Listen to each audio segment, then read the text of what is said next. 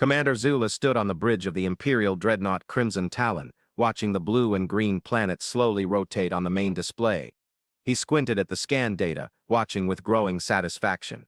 Conquering this planet would be easy, perhaps the easiest conquest in his 20-year career.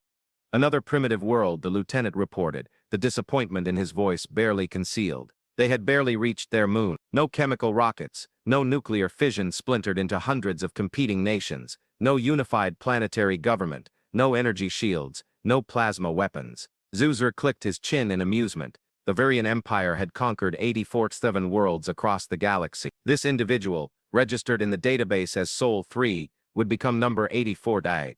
Before the week was out, the humans there had no idea what was coming. They were like children playing with fire, convinced that they had progressed because they had split the atom and touched the void of space with their clunky metal capsule.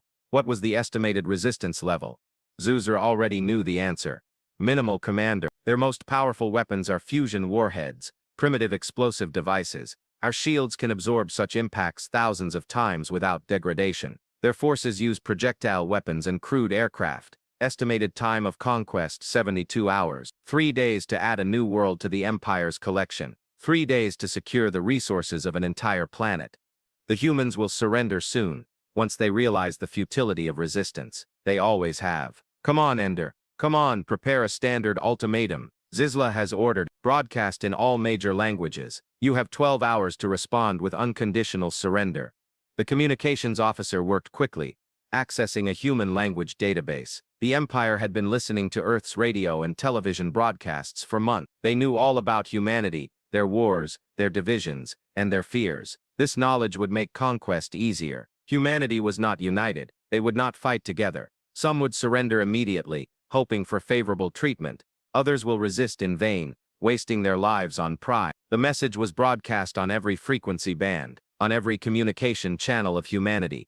Television broadcasts were interrupted. Radio signals were blocked. Internet connections displayed the same message simultaneously in thousands of languages. People of Earth, you have been located by the Valerian Empire. Your world has now fallen to our expansion. You must immediately surrender all military forces and accept imperial governors and administration. Resistance is futile. Your weapons are primitive, and your defenses inadequate. You have 12 hours to submit to complete submission. Failure to do so will result in military occupation and the destruction of your major cities. This was the only warning. Across the globe, chaos erupted in an instant. In Washington, D.C., the president rushed to a secure bunker. In Moscow, the military was on high alert. In Beijing, generals debated how to respond. In London, Congress convened an emergency meeting. Around the world, billions of people looked up to the sky in fear, anger, and disbelief. Extraterrestrial life existed and was out to conquer humanity. The United Nations convened an emergency meeting. Representatives from every nation gathered. Age-old differences suddenly seemed small in the face of this outside threat. But unity was not easy. Some nations wanted negotiations, others called for an immediate military response. A few remained hopeful. The message was an elaborate lie. We should launch nuclear weapons, one general argued. Show them we're not going to go down without a fight. That would be suicidal. Another countered, if they have interstellar travel, our weapons may be useless against them. We have to communicate, one diplomat argued. Maybe we can persuade them. Maybe they want resources they can trade with us for. The debate continued for hours, but no agreement was reached. Humanity had faced many challenges throughout its history, but never before had it been challenged like this. Never before had it faced an enemy from the stars. Commander Zula, a man of unimaginable technology, watched the chaos with satisfaction. Humanity reacted exactly as expected. Confusion, fear, and division. Some were already sending messages of surrender. Others were deploying primitive military forces. A few were firing nuclear missiles at the Imperial fleet. A fruitless display of defiance. Zula casually ordered, intercept the incoming missiles. Engage point defense systems. Show them how outnumbered they were. The nuclear weapons humanity had launched with such high hopes were destroyed with ease. Laser systems locked onto the missiles the moment they left the atmosphere, and tracked their trajectory with perfect precision. One after the other, the weapons exploded harmlessly in space. The flash of light in the void vanished instantly. A nuclear warhead large enough to destroy an entire continent vanished like an insect. On Earth, military commanders watched in horror. Their most powerful weapon had been effortlessly knocked down. The alien spaceship made no move to avoid the missile. They destroyed them lightly, almost with contempt. "Prepare a landing force," Zula ordered. "Humanity has already shown its intention to resist. With only 8 hours left until the ultimatum expires, begin occupation. Deploy ground forces in major cities. Avoid excessive casualties if possible. Dead humans cannot work in resource extraction facilities." 500 landing craft were launched from the Imperial fleet, each manned by a battalion of Valerans equipped with plasma rifles, energy shields, and powered armor. They would sweep through Earth's cities, overwhelming the primitive human defenses with superior firepower. Resistance would crumble within hours. The landers entered Earth's atmosphere like shooting stars streaking across the sky in precise formation. They targeted major cities where force would be most effective: New York, London, Tokyo, Beijing, Moscow, Delhi, Sao Paulo, and Cairo. If these cities fell, the rest of the Earth would surrender as well. But something was wrong. The first signs came from the sensor station. Deep underground, in places no man has explored before, strange readings have appeared. Energy signatures that shouldn't exist. Power sources dormant for millions of years have been activated. Vast,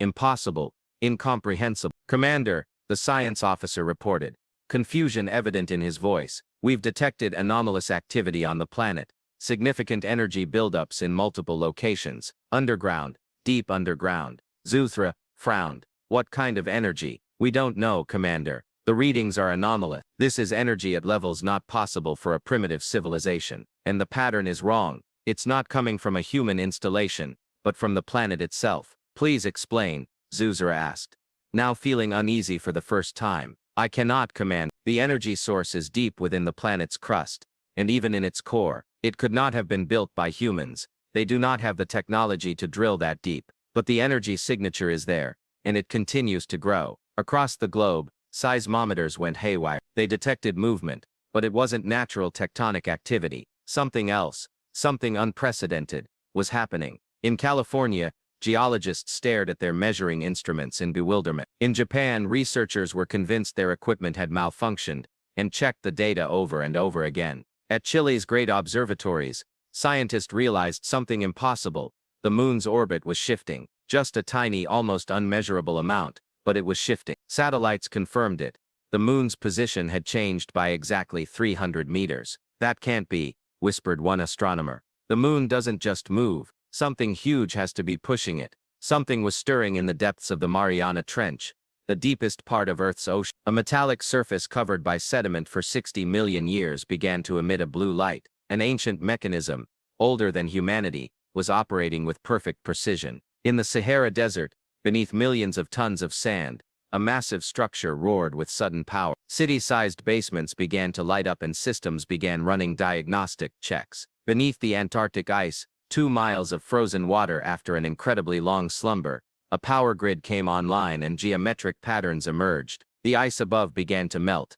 Little by little, steam rose from a place no man had ever set foot on, and at the Earth's core, surrounded by molten iron under overwhelming pressure, something awakened. Something great, something long awaited. The Villian landing craft were 100 kilometers from the surface, when every sensor in the Imperial fleet suddenly went on alert. The energy signal from Earth had increased dramatically.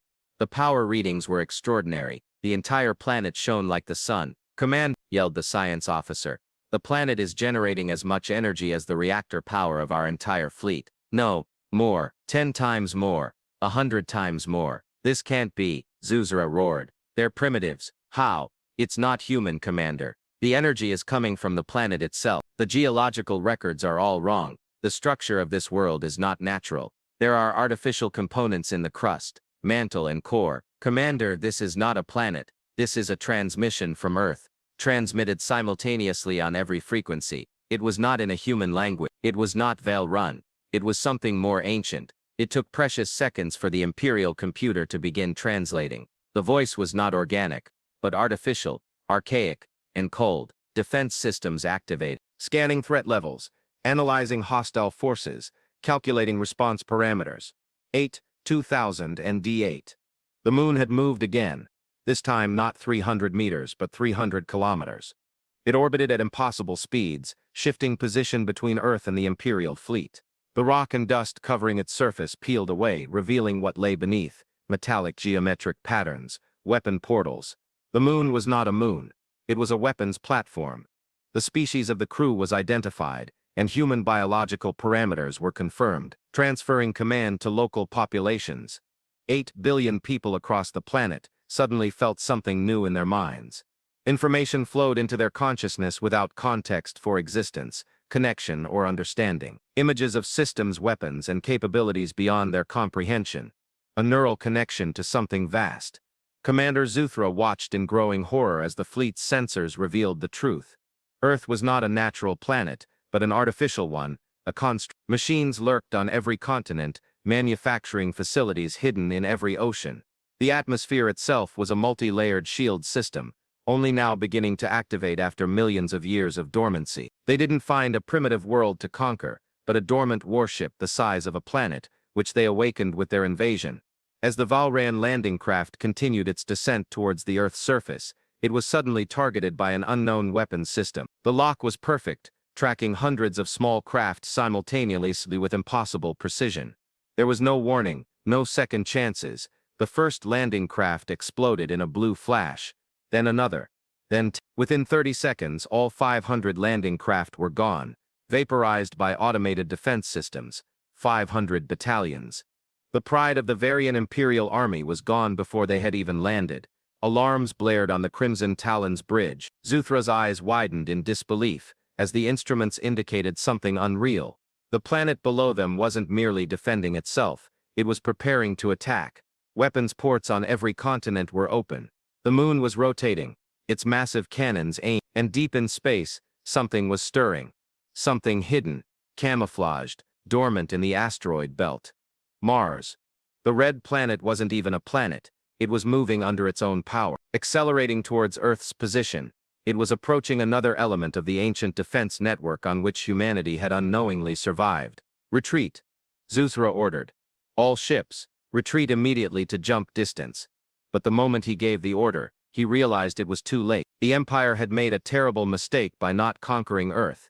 They had awakened something that should have been dormant, and now 8 billion confused and terrified humans had just been given control of the most powerful weapons system the galaxy had ever seen. The message repeated on all frequencies, now translated with perfect clarity into Viren. Defense protocols activated. Hostile forces detected. Neutralization approved. This star system is now under protection. Any further incursions will be met with full force. Earth began to glow, not with the soft lights of cities and civilizations, but along with the sharp blue light of the charging weapon. It was a weapon created by a civilization so advanced that it could turn entire worlds into warship. A weapon that humanity did not understand, and now suddenly connected. A weapon that would hit the Villian fleet directly. In that moment of dread, Commander Zuthra realized that the conquest of Earth would not be completed in 72 hours, not even 72 days. Not even that would happen. In fact, he and his entire fleet might not even survive 72 minutes. These primitives were not primitives, they were the crew of a global warship, and the galaxy was about to find out what that meant. Doctor. Sarah Chen stared at her computer screen in disbelief. The geological data made no sense. She had studied the Earth's structure for 15 years, written her dissertation on plate motion, and published her work in top journals. She knew how the planet worked, but the deluge of data coming in from seismic stations around the world was telling her everything she knew was wrong. This can't be, she muttered, checking the numbers for the 5th time. It can't be. Her colleague, Dr. James Morrison, looked over her shoulder at the display. His face paled. The readings were consistent from station to station. Sarah, look at this. The Pacific Plate isn't moving naturally. There's a man-made structure underneath it. Metals, composites, energy conduits the size of cities. Sarah collected satellite imagery, geological surveys, and deep Earth probes. Every source told the same impossible story. The Earth's interior wasn't the way it should be. Its core was generating power in a way that defied all the laws of physics. The mantle contained geometric structures that could not have been found in nature. The crust itself contained huge components that were clearly man-made, hidden under miles of natural rock. How long had they been here? James asked quietly. Sarah was doing the calculations with trembling hands. Judging by sedimentary layers, mineral deposits, and evidence of continental drift, these structures predate human civilization and humanity, possibly even predating our evolution by millions, tens of millions or even more years. Scientists around the world have come to the same frightening conclusion. In Moscow, geographers were poring over scans that showed a massive power plant on the Siberian plateau. In Australia, researchers discovered an entire continent sitting atop what could only be described as a weapons base. And in South America, seismic arrays revealed incredibly complex manufacturing facilities hidden beneath the Amazon basin. Earth was not a natural planet, but an artificial one. Something had been creating or altering it since before humanity existed, and now an alien invasion had awakened it. The American president sat in his war room, surrounded by his generals and advisors, listening to a science fiction-like report, but the evidence was overwhelming. The destroyed alien lander was real, the energy readings were real, and the strange feeling in everyone's minds, that strange new presence, was very real. "Mr. President," General Patterson said carefully, "we're getting reports from NORAD, the Pentagon, NASA, and all military installations. They're all experiencing the same phenomenon, a neural connection of some kind. Information is surfacing in their minds, schematics, instructions, access to systems they didn't even know existed." "What systems?" the president asked. Patterson hesitated. "Weapons systems, sir. Defense networks." Employees described suddenly understanding how to operate equipment that wasn't even in the manual. Lieutenant Morrison of Cheyenne Mountain reports seeing targeting sensors tracking alien ships. Commander Richards of Naval Station San Diego says he's aware of underwater launch platforms in the Pacific. Neither man knows how he knows this information.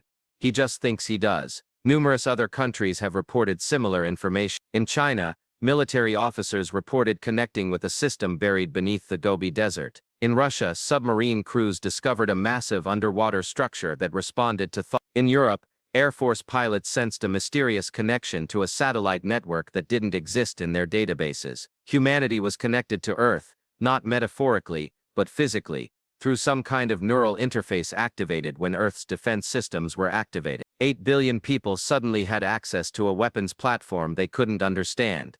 A civilization they had never encountered before. Sitting at his desk in Seattle, staring at his hands, a young engineer named Marcus Webb felt something new in his mind. It was as if he had developed a new sense he had never felt before. If he concentrated, he could see things that were normally invisible. Energy flowed beneath the city. Power lines, weapons systems, manufacturing bays. He closed his eyes, surrendered to the strange sensation, and concentrated. Information flowed in, technical specifications, operational parameters, targeting protocols. He was no longer an engineer, but he was more than just an engineer.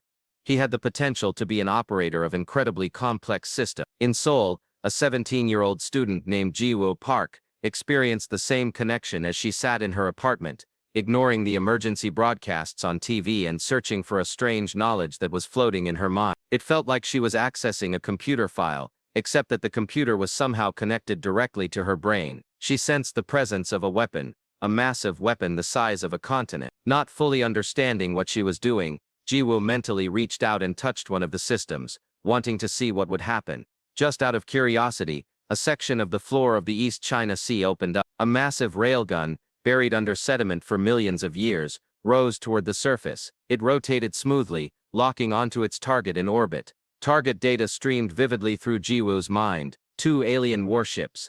Distance 380,000 kilometers. Threat level high. Permission to engage. Jiwoo hesitated, suddenly aware of the immense power hidden within her fingertips. She was 17 years old. Tomorrow was her exam. She had never fired a gun in her life, and now she held a weapon capable of destroying a spaceship. The alien ship was moving, repositioning to attack population center. Tokyo, Seoul, Shanghai. If it opened fire, millions would lose their lives. Jiwoo made a decision. She gave a mental command. The railgun fired. The projectile was a 3-meter-long solid tungsten rod, accelerated to a significant fraction of the speed of light, and reached the alien warship in a matter of seconds. The first ship's shields flared up for a moment, then collapsed. The projectile tore through the hull like paper, its kinetic energy converted into an explosion that tore the warship apart from the inside out. The second ship began to take evasive action, but Jiwoo was already firing again. The tungsten rod struck again. 2 Vron Empire capital ships, powerful enough to glass a continent, had been destroyed by a teenage soul still in uniform. Jiwoo sank deeper into her chair, breathing heavily. "What on earth have they done?" she muttered. Similar discoveries were made across the globe. A retired general in Colorado discovered he could interface with a lunar targeting system. 5 years after leaving active duty, he spent his time fishing and caring for his grandchildren. Now, standing in his backyard gazing up at the sky, he was mentally connected to a battery of weapons capable of striking any target in near-Earth space. The Volron fleet was in disarray. They had arrived expecting easy conquest, but instead they were faced with unpredictable weaponry, fired by operators who were learning the systems in real time. These primitive weapons were no primitive at all. They had inherited an arsenal that surpassed the entire military might of the Empire. Commander Zuzra watched as the fleet's strength dwindled with each passing moment. 6 more ships were sunk, and 4 more. The attacks were coming from impossible angles, from the planet's surface, from the moon, from undersea platforms, from weapons hidden in asteroids. Every system was waking up, every one at risk. They had no choice but to retreat. His lieutenant insisted, "Commander, we are losing ships faster than we can retreat. This is not combat. This is a massacre." Zuthra wanted to argue, but the data was irrefutable. His invading forces were being systematically eliminated by defenses that had laid dormant for millions of years. The humans were still winning, relying on instinct and guesswork, barely managing to keep it under control. "Send a priority message to Imperial Command," Zuthra ordered. "Tell them you've stumbled upon an architect planet." The bridge was silent. Everyone on Vron knew the story. The architects were an ancient legend. A civilization vanished millions of years ago. They built the impossible, planet-sized structures, defended star systems, and weapons capable of destroying moons. The Empire had found remnants of architect technology on some dead worlds, remnants of centuries of advancing a dark science. But these were no ruin. It was a functional building, inhabited by the crew's species. Unaware of the true nature of their world until the moment of activation, Dr. Chen continued to analyze the data, piecing together the truth with growing astonishment and horror. Earth was approximately 4. The building technology there dates back approximately 65 million years. Something happened then, something that wiped out the dinosaurs, reshaped the planet's surface, and hid artificial components beneath natural layers. The builders transformed the Earth into a warship and left it there. While life evolved on the surface, humanity grew from primitive primates into a spacefaring civilization. Little did they know they were living on a weapons platform. The climate, the ecosystem, and even human evolution itself have been affected by the systems that govern the planet's environment. "They need a crew," Dr. Morrison suddenly said. "The architects needed organic entities to operate their systems, so they created the right conditions for intelligent life to evolve. We don't just live on the architect's planet. We are a product of the architect's engineering. We were created to operate this thing." Sarah felt sick. "We're not here by chance. We're here by design. Humanity's very existence is because its designers needed a warship crew." It was a disturbing thought, but the evidence supported it. The neural interface worked so perfectly with the human brain structure that the system responded to human thought patterns with no learning period. Humanity adapted to machines because millions of years of guided evolution had shaped it to do so. Around the world, more and more people were connecting to the system, but not everyone was able to connect. Some had no ability to interface at all. Others had limited connectivity, able to sense but not control. But only a small minority, perhaps 1 in 10,000, had full access. They could operate weapons, manage manufacturing systems, and control planetary thrusters. These accidental pilots were quickly identified, and military organizations contacted them to try to work with them. But there were no training manuals for operating planetary warships, and no doctrine for this type of warfare. It was all improvisation and instinct. A meteorologist named Dr. Amamala Okafor sat in her office at Logos, when something that had been bothering her for years suddenly made sense. Global warming. The steady rise in Earth's temperature over the past century, which she blamed on human industrial activity, greenhouse gases, and deforestation. But now that she was plugged into the Earth's systems, she understood the truth. The planet was literally warming. Its nuclear energy, dormant for millions of years, had been gradually activating over the past century. The heat was not caused by human activity. The ancient fusion reactors deep within Earth's core had been reactivated, ready for when they would be needed. Humanity was not destroying the planet, it was awakening, and they had mistaken the signs for environmental destruction. "We have lived on a sleeping giant," Amamalura with the Villian fleet withdrew beyond the orbit of the moon to regroup. Commander Zuzra, hands shaking, compiled a report for Imperial Command. The conquest of Sol Thuri had been a catastrophic failure. 27 capital ships destroyed, 15 more damaged, 500 landing craft wiped out, and over 40,000 soldiers dead, and all this in less than 6 hours. Humanity hadn't even fully operationalized the planetary system yet. They were still learning, discovering their capabilities, but they had already dealt the Empire a blow that would be remembered for generations. Zula included every bit of information in her report: sensor data, energy signatures, weapon specifications, and evidence of building construction. She left it to the Emperor and his advisors to decide how to proceed. This was not just a military matter, it was a galactic crisis. Earth was a planet of architecture, functional, crude, and well-armed, and its rulers, humanity, were discovering their own power with frightening speed. In Earth's orbit, the moon completed its transformation. The last kingstone fell away, revealing the truth beneath. It was not a captured asteroid. It was a satellite, a weapons platform with firepower surpassing most fleet carriers. It was now fully online, loaded with weapons that tracked the retreating Villian fleet with patient precision. Earth's power grid was overloaded as the planetary system competed for power from every source. Cities went dark, not because of the attack, but because the world demanded power to stay awake. Fusion reactors buried in the Earth's crust began operating, supplementing and eventually replacing humanity's power generation. Within hours, Earth was producing more energy than it had produced in all of human history, and global warming was still continuing. The message was broadcast again, the same ancient artificial voice, speaking in both human and alien languages. Primary systems operational, crew integration at, defenses established, threat assessment ongoing. This facility remains on full combat readiness. Humanity discovered Earth. There they built civilizations, waged wars, created art, science, and culture. They thought it was home. They were right, but home was not what they thought it was. These were the ships that had been deployed. Their home planet was a battleship, and they were its crew, and the galaxy would learn what happens when you attack a planet that can fight back. Admiral Cress Hall of the Virian Empire stared at the holographic display with growing concern. In orbit just beyond the engagement radius of Terra were 3 complete battle fleets, the largest concentration of military force the Empire had assembled in 50 years.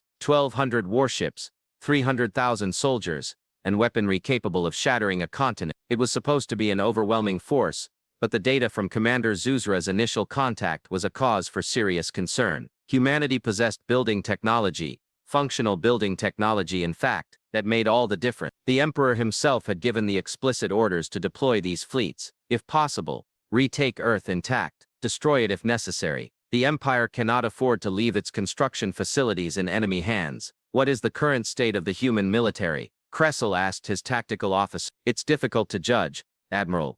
The planets themselves are weapons platforms, the capabilities of which we cannot fully fathom. The moons are mobile battle stations. Several of the asteroid belts have revealed themselves as additional facility. Mars appears to be another component, but is currently inactive. Humanity itself is still learning the systems.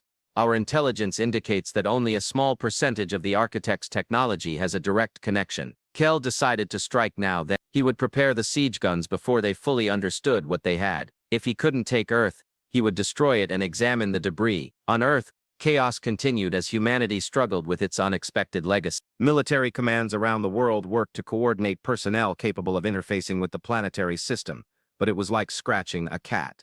These operators came from every imaginable background: soldiers, students, engineers, artists. Some were cooperative, others were terrified, others were intoxicated by the sudden power they had. Lieutenant David Reeves stood in the Pentagon's new Interface Operations Center, trying to make sense of the situation. The screen in front of him displayed a series of markers showing the locations of confirmed operators around the world. More than 8,000 had been identified so far. New operators were appearing every hour as their connections to the system became clearer. They need organization, Reeves told his superior, General Hampton. These guys need training and coordination. We can't fight an interstellar empire with civilians randomly firing weapons they barely understand. Hampton nodded grimly. I agree, but we don't have time for proper training. Our intelligence indicates the aliens are preparing a major attack. Multiple fleets are approaching. We need every operator, trained or untrained. A young man in his early 20s stood at the back of the operations center. Marcus Webb, brought here from Seattle, feeling completely out of place, had accidentally activated the coastal defense system and destroyed 2 alien scout ships. He was an engineer well-versed in circuits and code. Now the military authorities are asking him to operate a weapon capable of destroying cities. He doesn't know what he's doing. Marcus says honestly, I felt something touch me in my head, And then a lot of things started happening. I can't explain how, and there's no need to explain. A female voice said. Marcus turns around and sees a uniformed pilot in the Air Force. It's Captain Rachel Torres. No one fully understands it, but we can feel it, right? A connected, thought-responsive system. Marcus nodded. It was as if a new sense had dawned on him. He could feel the weapons, power systems, and manufacturing facilities beneath the ocean floor. If he focused, he could access them. But actually controlling it is another thing. It takes focus and intention, and practice. Rachel said simply. The aliens gave us a few hours, and we're going to use them. Similar discussions were taking place around the world. In Beijing, Chinese military officers worked with operators who could sense systems underground in the Himalayas. In Moscow, scientists worked with people who had access to facilities in the Arctic. The divisions between nations were rapidly fading. In the face of annihilation, old conflicts suddenly seemed insignificant. Jiwoo Park sat in a military facility in Seoul, surrounded by advisors trying to understand her abilities. She was once a teenage girl who had sunk 2 warships. Now she was treated like a strategic asset. Can you fire that weapon again? The general asked in Korean. Jiwoo closed her eyes and mentally reached out. The East China Sea railgun immediately responded to her attention. Yes, but it will need time to reload. The firing interval will be about 10 minutes. I sense other weapons, different systems. Some I understand, but many I don't. Show us what you have access to, demanded another officer. Jiwoo opened his senses fully, widening his connections. Information flooded in. He could sense weapons platforms across Asia, defense systems in the Pacific, manufacturing facilities under the sea, generators in the Earth's crust. It was overwhelming, like trying to drink from a fire hose. There's so much, she whispered. There are weapons everywhere. Some are operational, some are still dormant, some are damaged. And there are systems I can't identify. Some may not be weapons. Manufacturing, transportation, I don't know. In Colorado, retired General Arthur Hendricks stood in his backyard, mentally connected to the lunar weapons grid. He'd lived a quiet life after 40 years in the military, and now at age 67, he was back on the most important mission of his life. The moon's systems were vast and complex. Hundreds of weapons, batteries, shield generators, power cores, and sensor arrays. Hicks had access to them all, but no way to control them all at the same time. He focused on his main weapon, a massive cannon designed to engage capital ships. Fire control was responding, he reported by phone to his Pentagon liaison. You can target individual ships or engage multiple targets. The system is asking for parameters, rules of engagement. It keeps asking questions you can't answer. The liaison's voice came back. What kind of questions are those? Threat assessment protocol, thresholds of acceptable collateral damage, priority targeting criteria. The system awaits a command-level decision before going full-on. The designers likely designed it to require conscious oversight. Humans have to make the hard choices. Machines just execute them. It was a sobering experience. The weapons were incredible, but they weren't autonomous. They required human judgment, human ethics. Humanity hadn't just inherited warships. It had also inherited the responsibility to decide when and how to use them. Sarah Chen was transferred to a bunker underground at NORAD, working with a team of scientists trying to understand the structure of the Earth. The geological data was astounding. There was building technology on every continent. The entire planet's crust was interwoven with machinery. It's beautiful, Sarah said, studying the scans with terrified eyes. The integration of artificial and natural systems was seamless. The designers hadn't just built weapons into the Earth. They had made the weapons a part of it. The planet's tectonic movements were controlled by these systems. The magnetic field is generated by an artificial core, and even the atmosphere is controlled by environmental processing equipment. The Earth as we know it exists only because an architect made it so. A young geophysicist, named Dr. Yuki Tanaka, pointed to a scanned image. Look at this. This is the bottom of the Pacific Ocean. There is a structure there that is bigger than a city. It's a manufacturing facility. Production was beginning to ramp up, the product being transported through undersea passageways. What are they producing? Sarah asked. Drones, I think. Autonomous defense craft. The system was building its own fleet. In Earth's oceans, ancient factories had begun operating, extracting resources from the ocean floor and processing minerals with technologies barely understood by humanity, producing war machines, miniature attack drones, space fighters, and autonomous weapons platforms. The production rate was astounding. One factory alone was producing 1,000 units per hour. Humanity was not fighting alone. Earth itself was mobilizing. producing the weapons needed for its defense. Admiral Kushtar had received reports of manufacturing activity and was on high alert. They were increasing their forces. The planet is literally building a military fleet. If we don't attack now, they'll be invincible. Siege artillery is ready, Admiral. His weapons officer reported that they're targeting the planet's main power center. Destroying the main reactor should disable the defense systems, Cal ordered. Launch. 6 massive coherent energy beams fired from the Villian fleet towards Earth. Each beam was powerful enough to vaporize a mountain. They were targeted where sensor data showed the strongest energy signatures. Beijing, Moscow, the Sahara, the Amazon, Antarctica, the Pacific Ocean. They stopped as they entered Earth's atmosphere. Stopped as quickly as if they'd hit an invisible wall. The atmosphere itself was the first layer of defense, an incredibly elaborate shield. The energy from the siege gun was absorbed, dispersed, and dissipated harmlessly throughout the entire planetary grid. No way, Crest yelled. It was a siege weapon. It would penetrate any shield. His science officer reported that the planetary defense system was completely different from anything in our database. This was not a conventional energy shield. We are manipulating the atmosphere itself, using it as a medium to redistribute the incoming energy. Our weapons are impervious to penetration. They are being dispersed across the planet's surface until the energy density is negligible. On Earth, our operators felt the attack through their neural links. The siege artillery was powerful, but the planetary shields easily dealt with. But the shield systems needed more power. More reactors were powering up. More systems were activating. Earth was strengthening its defenses. Standing in the Pentagon's operations center, Marcus Webb suddenly gasped. New information was streaming into his mind. We have access to something new, something massive. It's called the planetary propulsion system. I think Earth can move. All the officers in the room looked at him. General Hampton said carefully, "What do you mean move?" "Move, like a ship. The planet has engines, huge engines, buried deep in line with the planet's rotation. If we activate them, Earth can leave its orbit. It can maneuver." Marcus looked up, his eyes wide with realization. We weren't just on a warship, we were on a mobile warship. The implications were shocking. Earth wasn't bound to orbit. It could move, it could position itself strategically. It wasn't a static target, it was a ship.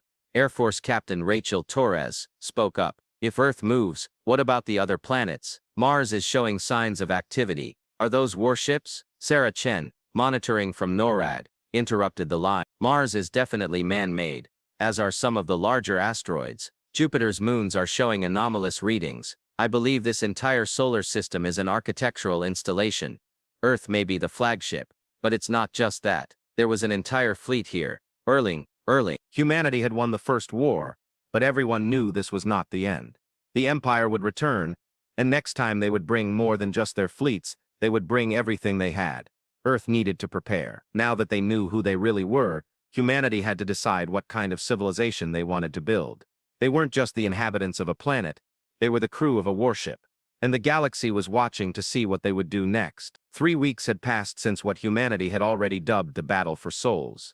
The remains of the Villian warships still circled the Earth like a graveyard. Some had been recovered and studied, others had been destroyed or washed into the sun. The wreckage served as a constant reminder of what humanity had achieved and lost. Ji-Woo Park died 4 days after the battle. She never regained consciousness after her final integration session. The funeral for her soul was attended by thousands, billions of people around the world. At the age of 17, she had destroyed more enemy ships than most armies can claim. A bronze statue of her was planned, as was a school named after her. But for now, her family could only mourn the daughter who gave everything to save the world. She was not alone. Over 2,000 deep integration operators had died from nervous system burnout. Thousands more were permanently disabled, their nervous systems too damaged to fully recover. The operating cost of architect technology was measured in human lives, and humanity was still learning that terrible calculation. General Arthur Liss stood on the observation deck of the moon, looking down at Earth. The moon had become humanity's first permanent extraterrestrial military installation, housing 5,000 personnel coordinating planetary defense. General Liss himself could no longer return to Earth. His deep integration was permanent. He was neurally linked to the moon's system. If he tried to leave, that connection would kill him. The moon was now his body, and he would serve it until death. Status report he requested through his neural network. Reports poured in from operators across the solar system. Earth was still recovering from the battle. The shield generators had been repaired. Damaged weapons platforms were being rebuilt in manufacturing facilities. The damaged planet was healing itself with construction techniques. Though still somewhat scarred, Mars orbited Earth close enough for mutual support. Commander Dmitry Vrov had become Mars's permanent pilot, and like Fricks, he was deeply integrated into Earth. The two coordinated defense strategies through neural communication at the speed of thought. Vrov reported movement in the Kuiper belt. The sensors were detecting something, but it wasn't a sign of Valeron. It was something else. Fricks focused the satellite sensors. Vrov was right. There was an object moving in the outer solar system. It wasn't a spaceship, nor a natural asteroid, but something in between. Jupiter's moons were reacting. They seemed to be waking up. The discovery sent shockwaves throughout the solar system. Europa, Ganymede, Callisto, Io. The Galilean moons, smaller than Earth or Mars but still massive, emerged as new architectural complexes, and they had activated without human intervention, reacting to the recent battle like dormant guardians sensing a threat. You need an operator there, Hendricks said. If the Jupiter moons were to be functional facilities, they would need crews. A new wave of volunteers was already on the way. Understanding of humanity's architect network was rapidly expanding. The entire solar system was one facility. Earth was the flagship, Mars the support frigate, the moons the command and control bases. The Jupiter moons appeared to be weapons platforms and manufacturing bases. Even some of the asteroids showed signs of construction. Humanity had inherited not a single warship, but a fleet anchored in the stars. On Earth, the political situation was changing just as rapidly as the military. The old nation-state system was collapsing, not through conquest or revolution, but through simple necessity. Global cooperation was essential to operate planetary warships. With every human potentially eligible to serve on Earth, national borders no longer mattered. The United Nations transformed into a new entity, a true planetary government focused on cooperation and resource allocation. However, it was far from perfect, and debates continued over resource allocation, operator selection, and strategic priority. But a fundamental change was occurring. Humanity recognized itself as one species, one allies, facing challenges together. Dr. Sarah Chen led the scientific research to unravel the architects' technology. Her team made a startling discovery. The architects were doing more than just building weapons. They had built civilizations within their facilities. Living spaces had been discovered beneath every continent, with cities designed to accommodate crews of hundreds of millions. Humanity could theoretically move the entire population into settlements designed by their underground architects, leaving the surface for weapons and manufacturing. In her presentation to the new Planetary Council, Sarah explained that the designers had envisioned large crews. Earth alone was designed to accommodate 500 million operators and 5 billion support personnel. Mars could accommodate 50 million people. The moons of Jupiter were intended for smaller, specialized crews. This wasn't just military technology, it was civilization-scale engineering. The implications were immense. Humanity was not to be confined to the surface of Earth. They were to spread throughout the architect complex, transforming the entire solar system into a lived-in and operated network. It would take generations to populate the entire system, but the infrastructure was already in place. Meanwhile, diplomatic efforts were underway. The moon had been converted into a mobile diplomatic vessel. Though it rarely ventured beyond Earth's orbit, it once carried human emissaries to the edge of the solar system, to meet with representatives of other galactic civilizations. This first contact with the galaxy at large was tense. Ambassador Maria Santos led the human delegation, accompanied by military advisors and scientists. They met with representatives of the Galactic Council, a loose alliance of civilizations that maintained trade and communication in explored space. The Council's meeting room was housed in a massive space station, a neutral zone maintained by dozens of species.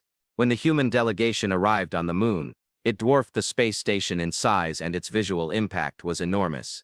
Other species had heard reports about it. As humanity arrived on the weaponized moon, the reports became frighteningly real. Ambassador Santos spoke carefully. Humanity desires peaceful relations with the galactic community. We did not choose to be operators of architectural technology, but we will not apologize for defending ourselves against invasion. The representatives of the Council came from species across the galaxy, some humanoid, some downright alien. They all regarded the humans with a mixture of fear and respect. A representative from the Kassan Assembly, a civilization roughly contemporary with the Villian Empire, spoke first. The architects were the ancient enemies of all civilization. They built planetary ships to fight a war that ended millions of years ago. Their technology is the most dangerous in the known galaxy, and you control the entire system. We are still learning how to control it, Santos answered honestly. Many of our people died operating systems we barely understood. We are not the designers. We are humans who happen to evolve in building facilities. That is our concern, said another representative of a species that Santos did not recognize. The builders had mysteriously disappeared. Their planetary ships had gone dormant. No one knows why. No one knows if they were truly gone, or if they were just waiting. And now humanity had awakened one of their facilities. They might have unleashed something far more dangerous than the Villian invasion. It was a terrifying thought. What if the architects hadn't gone extinct? What if the Earth's activation had sent a signal? What if something responded? Santos didn't have an answer, but she said the best she could. Humanity will share what we learn about the architect's technology. We will not threaten peaceful civilization. All we ask is the same courtesy. Let us be at peace, and we can peacefully coexist with the galaxy. And what if the Vran Empire attacks again? The Cathy representative asked. Then we will defend ourselves. Santos replied simply. We have that right. The council could not argue with that, but the political situation was complicated. The Varian Empire, though defeated, was still the largest military force in the region. They had retreated, but not surrendered. Our sources told us they were rebuilding and preparing for a new attack. The empire itself was also becoming divided over the issue of Earth. The hardliners demanded revenge and total conquest. The pragmatists advocated negotiation and peace. The emperor was old and his successor was uncertain. If he died, civil war between the two factions could break out. The empire was wounded. Fricks informed the Planetary Council after analyzing intelligence reports. But wounded animals were dangerous. They might launch a reckless attack, or they might retreat forever. Their next move was impossible to predict. Therefore, the council decided that they must prepare for all eventualities. Continue training our operators and keep more facilities operational. When the Empire returns, we will be stronger than before. Our training programs have improved significantly. Humanity realized that deep integration was not necessary for all operators. He could sense the strain on Earth's shield systems, and he knew with absolute certainty what he had to do. The Earth must move, he said in a distant voice. The fleet is concentrating its fire on one hemisphere. If we increase its rotation speed, we can distribute the incoming energy over a larger area. I can do this. He activated the planetary thrusters, not to move the Earth out of orbit, but to change its rotation. The planet's rotation speed increased slightly, but too little to prevent it from taking a direct hit from a sustained bombardment. It was a small change, barely noticeable to those on the surface, but strategically it had enormous implications. Spiritually, Ju entered the integration chamber and connected to the weapons grid. Her consciousness exploded, linking with every weapons platform across the Asia-Pacific region. Hundreds of railguns, thousands of missile batteries, millions of drones. They all now responded to her. A symphony of destruction awaited her command. But this integration came at a cost, pain coursing through her nervous system. The connection was draining her, demanding more from her body than it could safely provide. She felt her health deteriorate, her cells damaged by the neural strain. Doctors had warned her this was coming. Deep integration would eventually destroy the human body. No organic tissue could withstand it. She might have a few days, a week if she was lucky. But in that time she would become one of Earth's most powerful defenders. She accepted the deal. General Fricks integrated into the Cheyenne Mountain chamber and soon realized the full potential of the moon. It was more than just a weapons platform. It was a mobile command center designed to coordinate planetary defense across the entire system. Under his command, the moon became the nerve center of Earth's military operations. All operators, this is command, Fricks communicated through the neural network, determining fire priorities and target assignments. Prepare for coordinated operation. For the first time, Earth Defense Force is operating as a crew rather than fighting as individuals. As strategic coordinator, Fricks has a high level of integration, allowing him to see the entire battlefield and direct his forces with precision. Rachel Torres, integrated with the atmospheric defense systems, acted as coordinator for the drone swarm. Dr. Okafor managed power distribution, ensuring energy was delivered to the systems that needed it most. Other operators managed shielding, targeting, manufacturing, and logistics. They were truly becoming the crew. Admiral Keshtar watched this alignment unfold with growing despair. They are learning, he told his officers. With each passing moment, they become more effective. We must penetrate their defenses now before they achieve full operational capability. The extermination fleet has arrived. His tactical officer reported that there were 98 capital ships equipped with weapons designed to destroy rebellious planets. The extermination fleet was the Empire's ultimate counterattack against worlds that refused to submit. It had wiped out 3 civilizations in the Empire's history. Each time, the targeted world was reduced to molten slag, all life wiped out. The fleet was equipped with weapons capable of igniting atmospheres, boiling oceans and destroying planetary crust. Crest ordered the extermination fleet to launch. This is the end. On Earth, every operator sensed the arrival of a new threat. The extermination fleet's weapons were unlike anything they had faced before. They were not precision instruments, but instruments of genocide, designed for total destruction. Fricks calmly assessed the situation. Against that firepower, we cannot continue to defend ourselves forever. We need to go on the offensive and attack the enemy fleet directly. How? Ju asked through his neural network. We're powerful, but we're still just one planet against hundreds of warships. Mars, Marcus suddenly said. I can feel it. Mars isn't just a facility, it's a frigate, a support ship. If we activate it, Dr. Chen confirmed from his position. Mars was showing increased activity, the same activation pattern we'd seen on Earth. If an operator could achieve integration there, they could bring it online. There's nobody on Mars, General Hampton pointed out. We can send someone, Rachel suggested. Earth's manufacturing system has produced small but functional spacecraft. We have spacecraft now, we can send someone to Mars.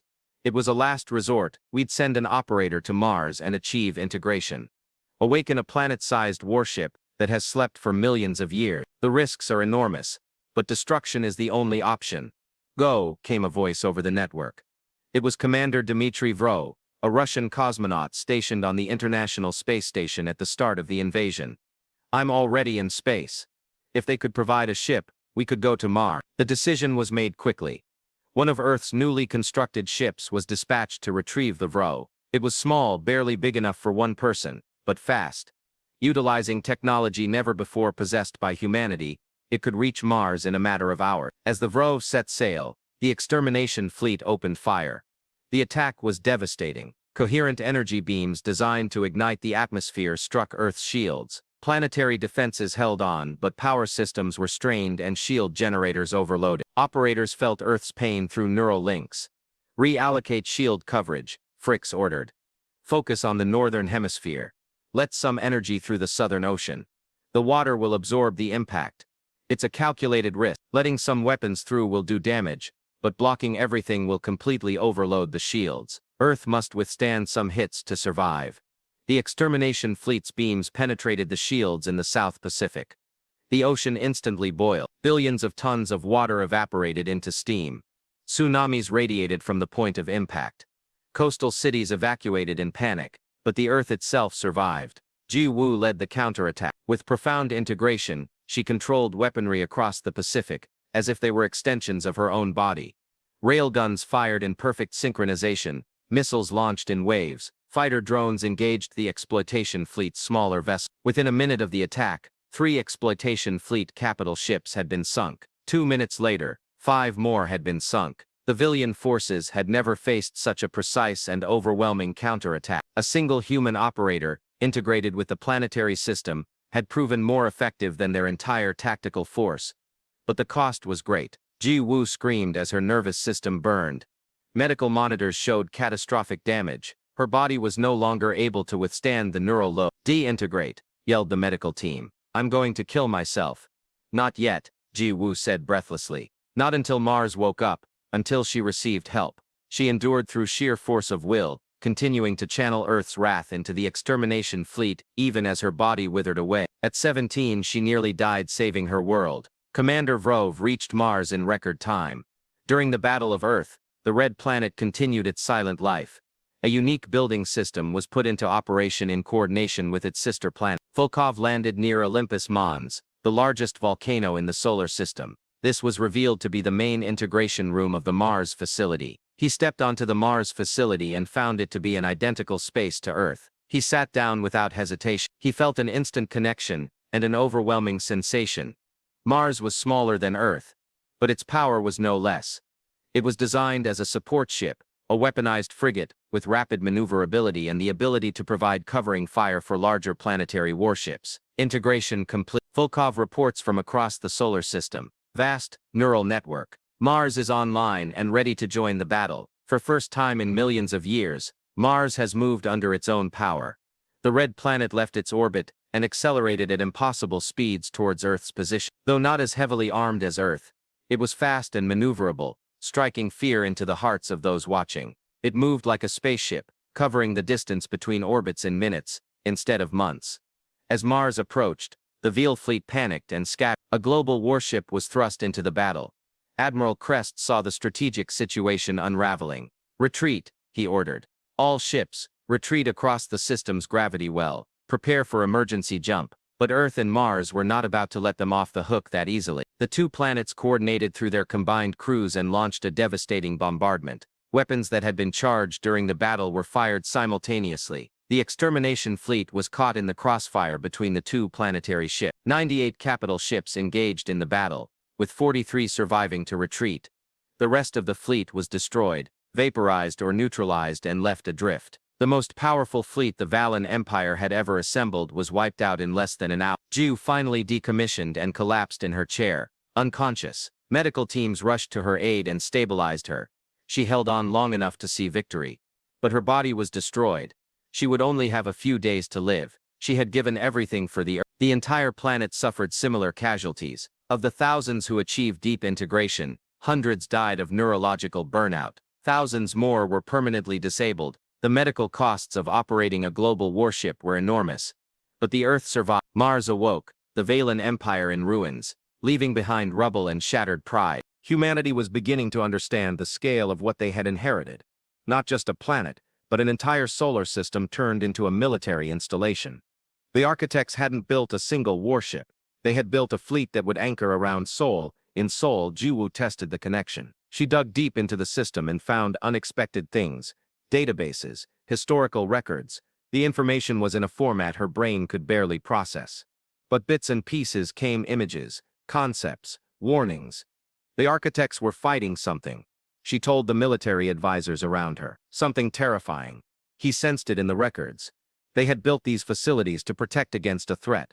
A huge threat. He couldn't fully understand it, but the data told him it was terrifying.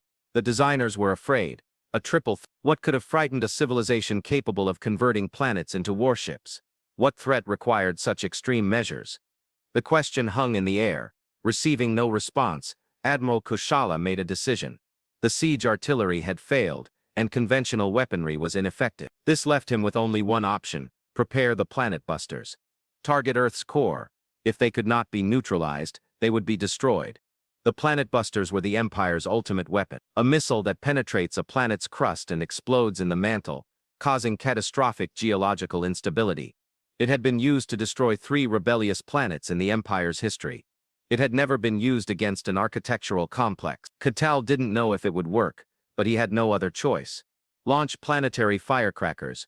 Authorization code, Omega-7. 6 missiles, each the size of a building, were launched from the fleet. They were designed to be impossible to stop. Heavy armor, evasive program. They would reach the surface and burrow before exploding. Nothing could intercept them all. On Earth, every operator felt the threat at the same time. The missile was different from other weapons.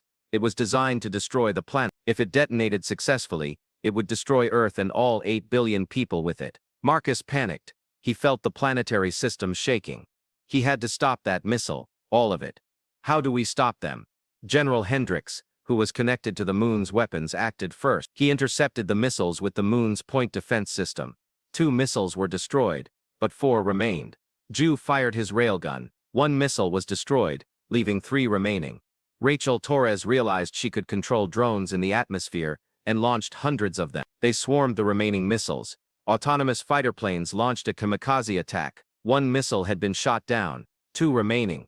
The last 2 had entered the atmosphere, their armor white-hot. Too close, too fast. Conventional weaponry wouldn't cut it. Marcus made a desperate decision. He activated a single planetary thruster, not one to move Earth. A concentrated thrust directed upward through the atmosphere. The exhaust from an engine designed to push an entire planet out. The explosion was immense. A pillar of super-hot plasma erupted from the Pacific Ocean, reaching out into space like the finger of an angry god. 2 missiles struck the planet, vaporizing it instantly. The sea around the engine ports boiled, and clouds of steam rose for miles, but the planet survived. "We did it," Marcus whispered wearily. We stopped them, but Admiral Kressel had already ordered the next salvo, and another fleet had just appeared at the edge of the system. The Empire was committed to this battle. Earth survived the initial engagement, but the real war had only just begun, and humanity was learning a harsh lesson. Possessing the most powerful warships in the galaxy is useless if you don't know how to use them. Never before had the United Nations emergency meeting looked like this. Representatives from each nation, former enemies sitting next to each other, watched a holographic screen showing the location of the Villaron fleet. 3 more battle groups were arriving. The alien fleet now numbered over 1,800 warships, encircling the solar system like a clenched fist. "We are outnumbered," the Russian ambassador said quietly. "Even our weapons are no match for them." The American ambassador shook his head. "Numbers are useless if we don't work together. There are 8,000 operators around the world, each operating a different system. We fight as individuals, not as troops. We need organization. Unity. Unity," the Chinese ambassador repeated. "How can we achieve unity when we barely understand the weapons we are using?" An unexpected voice arose. Geographer Sarah Chen, who had received special permission to address the rally. "Neural interfaces work better when operators work together. We've been testing this. Multiple operators focused on the same system enhances coordination. Architect technology responds to human collective consciousness. It's designed for crews working in unison." The Secretary General leaned forward. "So, the system works best when we work together." "That's correct. The designers had built this as a warship, and warships need crews, not individual heroes. They need team. Together, the operators could achieve capabilities neither could achieve alone." It was a revelation that changed everything. Earth's defenders had to stop fighting as scattered individuals and act as a unified crew. But that would require something humanity has struggled with throughout history: global cooperation. It would require a chain of command. One military advisor suggested operators in charge of specific systems, a clear chain of command, and coordinated tactics. But Daima Mila Okafor, a climate scientist who has unraveled Earth's energy systems, said, "We need more than that. We are seeking volunteers willing to participate in deep neural integration. The system is equipped with chambers designed for maximum connection. Operators who enter these chambers have access to far more powerful abilities, but at great physical cost. The impact is severe." Deep integration meant risking their lives to gain greater power. It meant asking people to become part of the machine, potentially frying their nervous systems in defense of the planet. "Where is that room?" asked the Secretary General. Amamira pulled out a map of the world, marking every ancient site that humanity had considered sacred or mystical. Under the pyramids of Giza, under Stonehenge, Angkor Wat, in Cambodia, under Machu Picchu, Gibekriti, Easter Island. They were all built on the architect's integration chamber. Our ancestors sensed something powerful in these places, and they were right. Marcus Webb sat in the Pentagon's Operations Center, listening to the World Congress through a headset. The idea of deep integration terrified him, but the alternative was even worse. If the Earth collapsed, humanity would perish.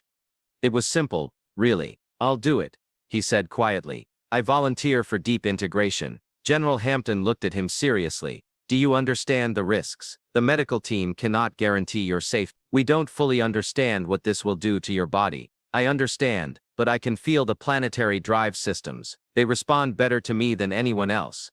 Deep integration could shift the planet and position us strategically. We need every advantage." Similar conversations were taking place around the world. Ji Woo from Seoul volunteered for the caves beneath the Korean demilitarized zone, which had only been discovered a few days earlier. General Fricks, despite his age, insisted on entering the caves beneath Cheyenne Mountain, seeking a deeper connection to the lunar system. Rachel Torres requested an assignment to the caves in New Mexico, where she grew up near ancient PBLOs and ruins. Hundreds volunteered, thousands more, men and women of all ages, military and civilian, from every nation and culture. They would become Earth's pilots, connecting their nervous systems directly to planetary warships. Many would not survive the process, but they understood what was at stake and participated willingly. The integration chamber was a marvel, ancient technology that had been waiting for millions of years for a suitable crew member. Marcus was escorted by medical staff and military guards down into the integration chamber beneath the Great Pyramid. The chamber's vast walls were covered in geometric patterns that glowed with a soft blue light. In the center stood a chair, or perhaps a throne, designed with eerily precise precision to fit the human form. "The architects knew the human form well," Marcus said, gazing at the chair. "They designed it specifically for humans." "How is that possible?" Dr. Chen, who was watching remotely, stated his theory. They didn't predict us. They designed us. They spent millions of years shaping human evolution, creating operators that fit their systems. We fit because we were made to. It was an unsettling thought, but Marcus didn't have time to dwell on it. He sat in the chair. In an instant, connections appeared from the armrests and headrest. Thin tentacles connected with his nervous system. There was no pain, just an overwhelming sense of expansion. His consciousness expanded outward, merging with the planet's drive systems. Suddenly he was no longer Marcus, but a part of the Earth itself. He could feel the planet's rotation, its orbit around the sun, and its gravitational interactions with the moon and other planets, and he could change them. The planetary drive was under his command, responding to his thoughts as naturally as if it were his own limb. The integration was successful. Medical monitors reported stable neural activity. The subject remained conscious. Marcus could barely hear them. His consciousness was too vast. He could sense the Vran fleet preparing for a new attack. Most operators could function effectively with standard neural interfaces and contribute to planetary defense while remaining healthy. Deep integration was reserved for critical systems and emergencies.